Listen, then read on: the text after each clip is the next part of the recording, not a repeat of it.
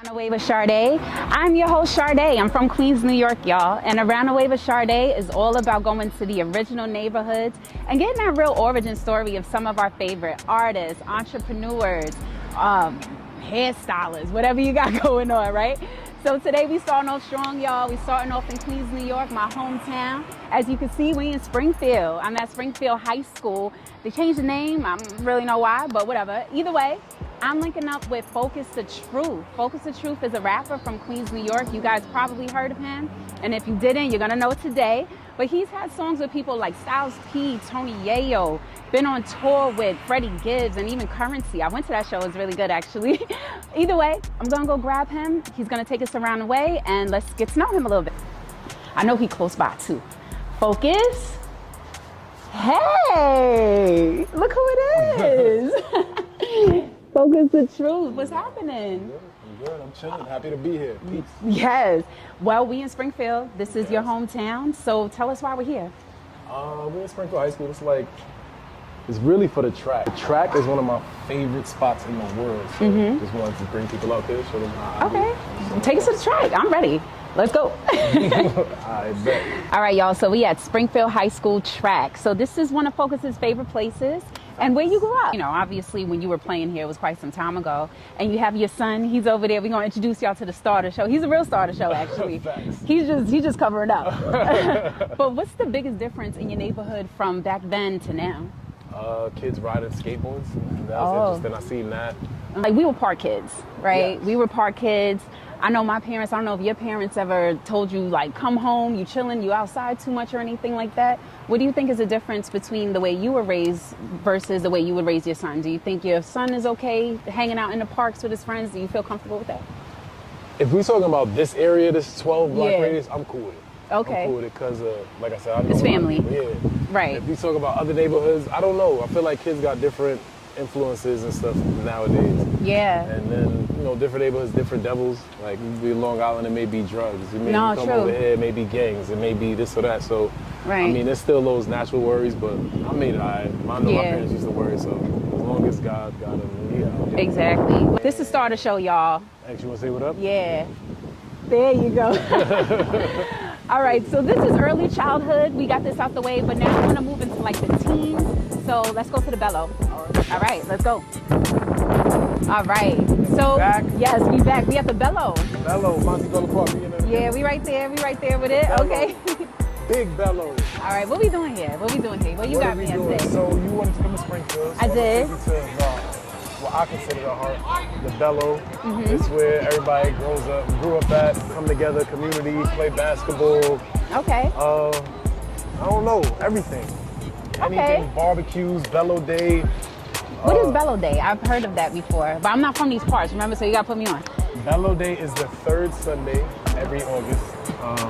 We have they have vendors outside, they have a basketball tournament, music, ciphers sometimes. Okay. A lot of food, and everybody comes together like a family celebrate. You know, the same shit, all the Queens days, O'Connor Park Day, you know. Oh yeah, we have days. Queens loves a day. That's a fact. Queens loves a day.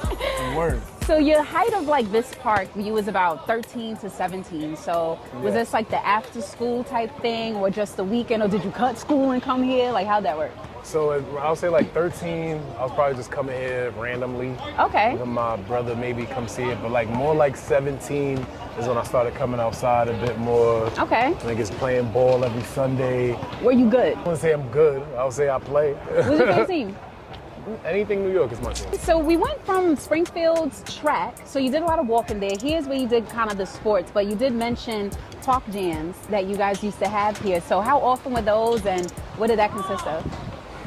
Park jams, I mean, it wasn't not so much like park jams, but more like niggas playing music, everybody freestyling, battles. I had multiple battles in here. Yeah? I have a lot of memories in here now that you bring it up. Word, I had battles on Bello Day. Okay. Battle rapping, had ciphers, playing music, making songs. Yeah. Redman was here early in his career doing freestyles. I think he even mentioned on like Drink Champs. Really? Yeah, a lot of like rappers early before my time was here like early in the hip hop vibe, coming out here, jamming out. You know what I mean? Yeah. I feel like during high school is when I started getting into music a lot too. Yeah. But we were talking about your high school days and you went to several high schools. Yeah, so talk to me a little bit about the high schools that you attended and how it all came about? Because I believe you went to 5. So I started at Bayside High School, not too far from Franny Lou. Yeah. I started at Bayside. I stayed there for like a year and a half, maybe. I got kicked out. I had to go to Kentucky for a year. So that was my second high school. Yeah, let's talk about Kentucky though. You mentioned to me it was like a Christian kind of charter school or something like that, right? So talk to me about your experience in Kentucky, being from New York, a New York kid in Kentucky. So it's kind of like a school for bad kids a little bit. It was like in the butthole of Kentucky, not in like Lexington or Louisville, none of like the big cities. This is in Oneida, Kentucky. Okay. So yeah, I went there for a while. It was a wild experience because it was like the fucking boonies. Like you gotta drive deep when you leave the airport, trees, all that. I went there. It was fake like a military school. You gotta make your bed. Wow. If you're not doing what you're supposed to do, they have the paddle. They give you swats. Yeah. Fucking niggas getting kicked out of school. You can't even kiss a girl. You get in trouble. Everything. Right. So it was cool, but it was cool though. It was a great experience. I met a lot of people because it was kids from like Maryland, DC, Minnesota, all over. A lot of like, I met Ethiopian dudes, Eritrean, Liberian. So it was like a lot of people who I'm friends with to this day who I got connections with. Right. So yeah, it was a really good experience. It was a really good experience. Most people would probably like resent their parents for sending them away like that. Do you think that it helps you? Hell yeah. Okay. Come on, let's sit. Yeah. So like so much so like I met a lot of people and like a lot of people I know, they're just from the neighborhood or they just grew up in Queens and haven't really left. I was leaving early because was that your first time kind of like out of New York? Out of New York. I mean, I had went to Nigeria before with my parents and stuff and traveled and stuff like that, but like living away, like most people do that in college, they go away. I was in a boarding school in high school for like a year, some change, and I met a lot of people who I'm cool with, so I thought it was great. I didn't really resent them. I think at first, it wasn't their fault because I got kicked out of school. I couldn't do nothing. There was nothing I could do. My mom was struggling. She ain't no way to take me. She found out about the school from a friend, so they accepted me and it's like, all right. Yeah, so you feel like it helps. Introduce the music because that's really why we're here, right? That's really why we're here. That's a fact. The music. So you started in London. You was rapping prior to that, but London, you started actually doing shows out there. What's the difference between, let's say, a New York crowd and a London crowd? I'll even generalize it more. I feel like a European crowd is more appreciative, one, because they don't get American artists to come over like that, and two, I also think they appreciate like the classic hip hop. Oh, okay. That is more more lyric driven, shit like that. Right. And there's an audience for that, so they're like going crazy, whatever. Whereas New York, you could be on stage going crazy. Everybody's just too cool for school to say anything. That is so true. And you'll be going rapping your heart out, nigga. Yeah, but it'll be cool after. They'll come give you a dap. Whatever, like, you killed it. So it's cool because I feel like it helped me just like get my confidence up. It was actually great because it's like, regardless of what's going on, I know what I have to do, and it kind of built me up to go elsewhere and do it. And I feel like I made my bones out here. So I love New York for that, but I hate it for that at the same time. Yeah, not true. But that's good. It's like you started kind of performing with a crowd that you feel is a little bit more appreciative of your style of music. So by the time you came here to do it, I could totally see how you have more confidence because you got the love over there.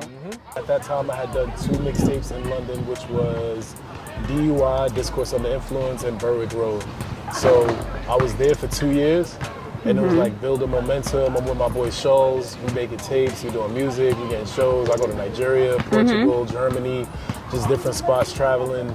And it was building like a momentum, but my visa expired. I was on a student visa. Oh, okay. So I could only be there for but so long. So when my visa expired, I couldn't get a job. Even with the masters, I couldn't get a job out there. Wow. So I had to come back home. Came back home trying to find a job. It wasn't really clicking. So it kind of slowed up the music thing a bit. It was a weird transition.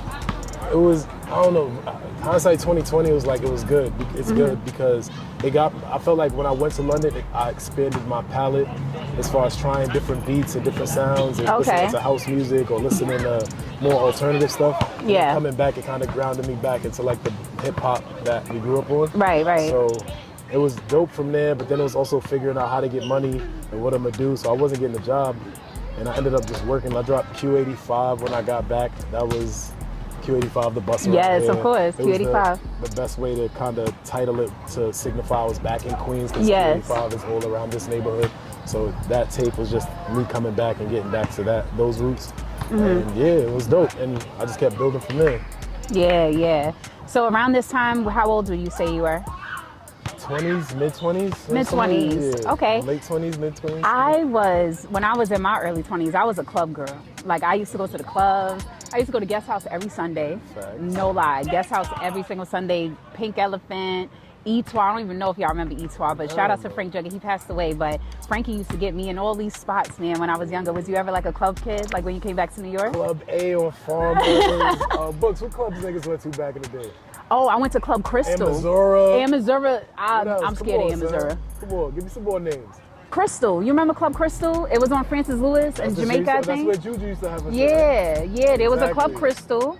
I was like in the city though. So do you feel like you was kind of like Queens forever, other boroughs never? Yeah. Okay. Yeah. Okay. So you stuck Still around. Queens forever. No, it's always Queens forever. I love New York. For sure. Queens.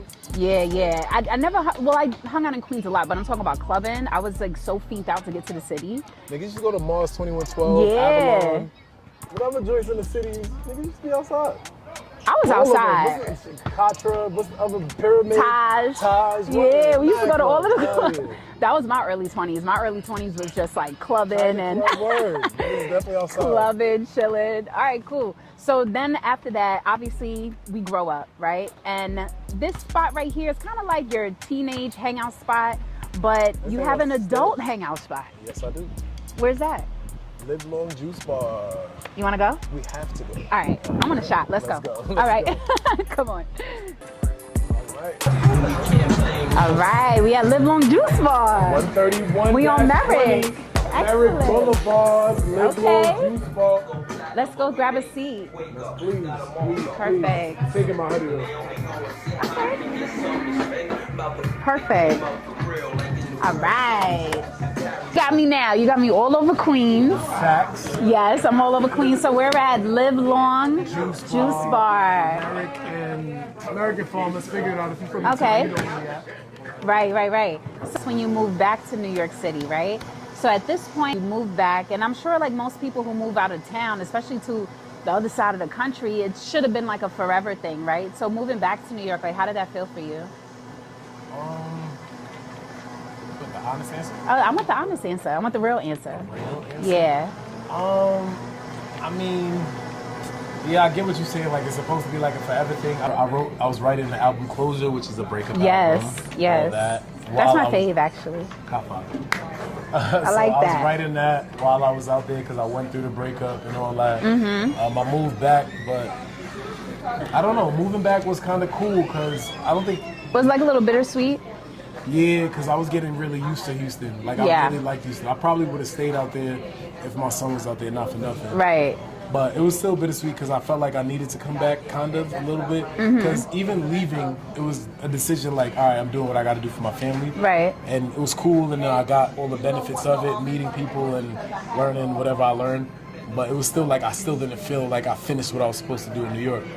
So when I came back, it was more like, let me tuck my head down and do what I was supposed to be doing from the jump. Okay. So that was like kind of your motivation. It's like, yo, if I'm back, then it's for a reason. I got to go Turn hard. up all the way. Yeah, right. And so I was doing anything. Let it be a show with 2 people, 1 person, whatever. Just every Yeah. night. If it's on a bad week, 3 shows in a night. On a great week, 6 to 7 shows in a night. Wow. I mean, on In a week. week. Pardon me. So yeah, it was just outside doing any and everything we could, and it just kept.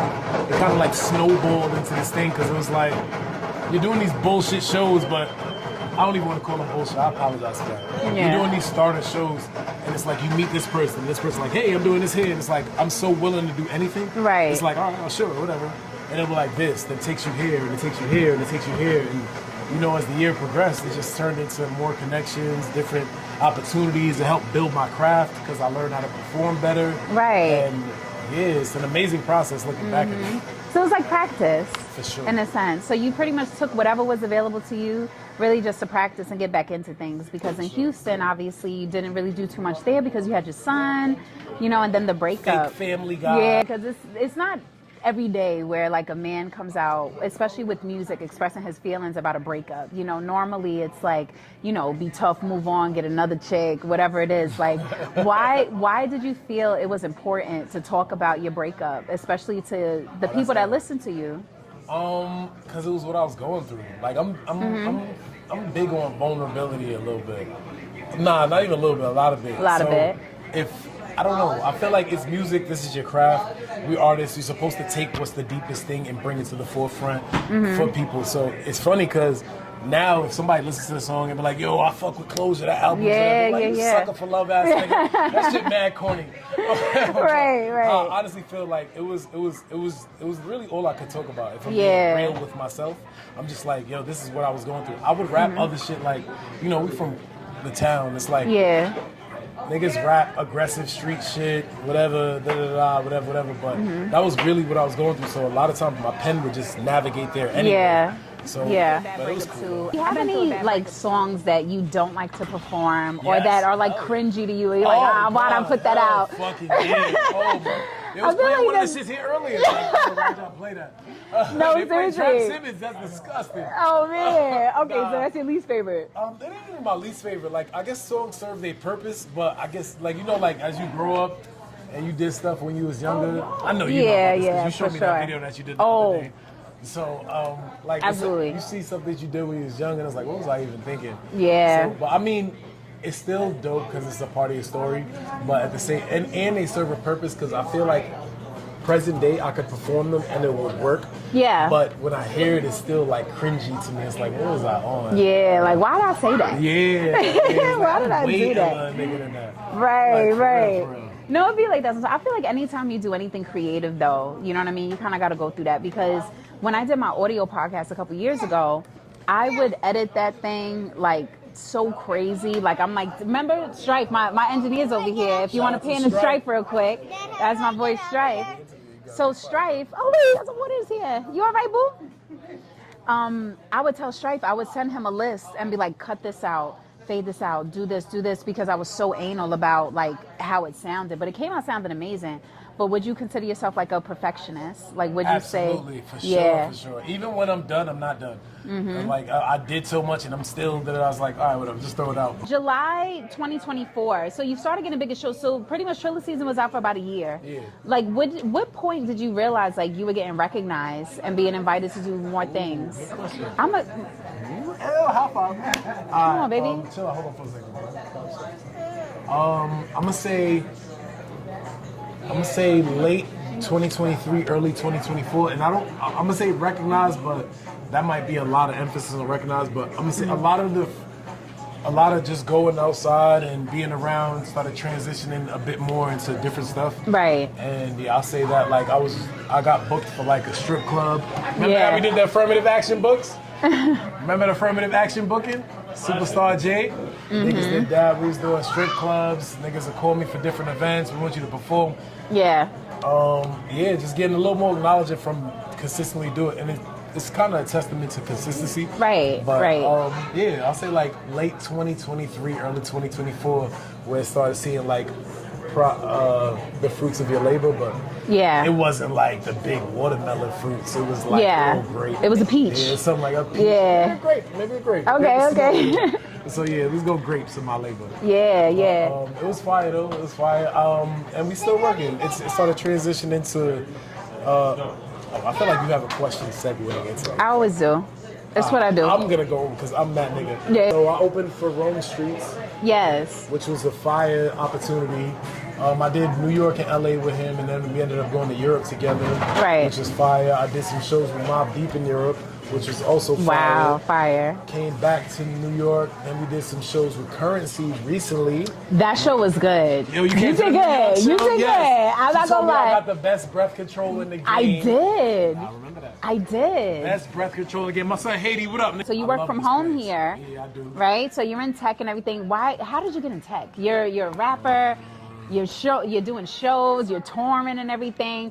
But you could fix my phone. Wow. I can't fix your phone. I cannot. I cannot. But I'm in tech. I'm in a specific area of tech. Okay. Into that, just working, figuring shit out. I was working into the IT side of that. And then it's a good paying job. I kept going. And yeah, it's paying well to help support the music thing. Artists, I would advise you, get a job, nigga. But what was your question? So your international shows from 2024, 2025. Focus the truth in the building. Yeah. How did that come about? You said TGI Fly kind of put you on. Fly, that's my brother. He plugged me into a lot of this stuff. Shout out to Dan Green, Clockwork Media. Shout out to Coach Bombay, Rome Streets. A lot of these people. The homie. Oh, that's the homie. See, there we go. I told you, nigga, we outside. But yeah, shout out to all these people. They kind of helped segue me into this. And I'm the best. What did I tell you the other day? You told me this. Sharde told me I'm Tell the them what I best. told you the other day. I'm the best because these niggas is stuck on these figments of their imagination. Everything is fake. Everything Didn't is I tell fake, you that the and other this day? Is free will. So if I'm gonna believe some shit, I'm been gonna saying believe this. in myself. Hello. You niggas believe in what you believe in, but I'm gonna believe in myself. So again, I'm the best ever that existed in life. And, these people helped me get the opportunity to perform and go to these different places. And, humbly speaking, not even, I know I said I'm the best ever, but I'm a really good performer. You are. I would perform and like a lot of people would come and show love in different areas. Like I was saying, these other markets are more engaging. So I would perform for them and, gain fans, followers, people would buy merchandise. And I just appreciated that. So shout out to all of them. And yeah, they took me all over the world, or different places in the world at least. I haven't been everywhere yet, but Switzerland, Germany, Nottingham, UK, London, UK, Manchester, UK, Portugal. I can't even name all the spots. Yeah. But I'm just happy to have the opportunity and build and continue my career. And hopefully, not even hopefully, I know I'm just going to get my cult fan base and my core following. Did I drop anything? It's okay. All right, cool. And yeah, my core following and just keep building and turn it up. So yeah.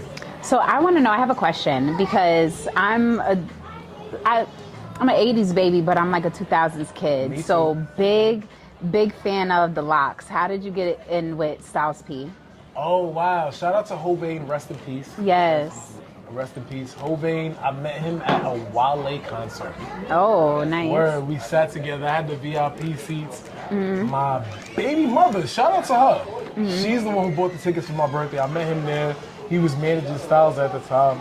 He kind of plugged it in, segued it. Okay. I had Styles come through. He came to the hood right by the Bello. Okay. 140. I didn't take you to 140. I should have took you to 140. Should have. Maybe next Which time. is probably one of the more treacherous blocks in my neighborhood. He came through by himself. But prior to that, he did the song like that. Right. He was cool. He came through by himself, hung out with the guys, smoked, drank with the guys. And it was easy. It was easy money. It was super easy money. The Locks is like one of my dream interviews. Oh, is it really? Like all three of them. I love the Locks. I love Jada. How could you not love Jada? Top 5 dead or alive. Yo. Yeah.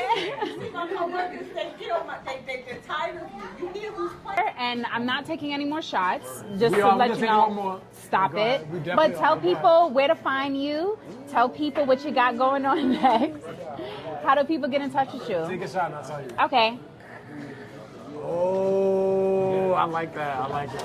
And we clean up after our mess. Ooh, all right, so you can find We're clean girls. FocusTheTruth.com. You can find me on every streaming or social media platform. Focus the Truth, spelled exactly how it sounds. The I'm Truth. educated, so I spelled it THE, not DA. Not DA. So Right. Focus the Truth. I ain't gonna hold you. Focus the Truth. Find me on all streaming platforms, all social media. Shout out to everybody. Live long, juice bar. Shots for everyone. Lil, you taking a shot, Shots nigga? for everyone. Fuck out of here, nigga. Woo! So yeah, shots for everybody. I'm happy to be here around the way with Sharde. I brought her Period. to Springfield, the Bello. I ain't taking her to 140 to Gaza, but I took her to a lot of the spots. And we doing what we do. That's right. She right where she needs to be, Casey. I love you, nigga. That's Yeah. my sister. Put the camera on for a second. Yeah. That's my sister. Biggest. That's All right. Back to me. Chill. Not too much. Not too much. I got my bro Sensei in the building. And my bro Ghost in the Strife. building. My bro Strife in the Light. building. Stripe, throw it up. Tell them about your card game, son. Now we gonna talk about it. We gonna talk about Listen. that. Put the camera back on me then. He ain't gonna put it on him. So we outside, around the way with Sharde. We in my part of town. We having a blast. Put the camera closer, son. We having a blast. I'm enjoying myself. I have mad shots. What the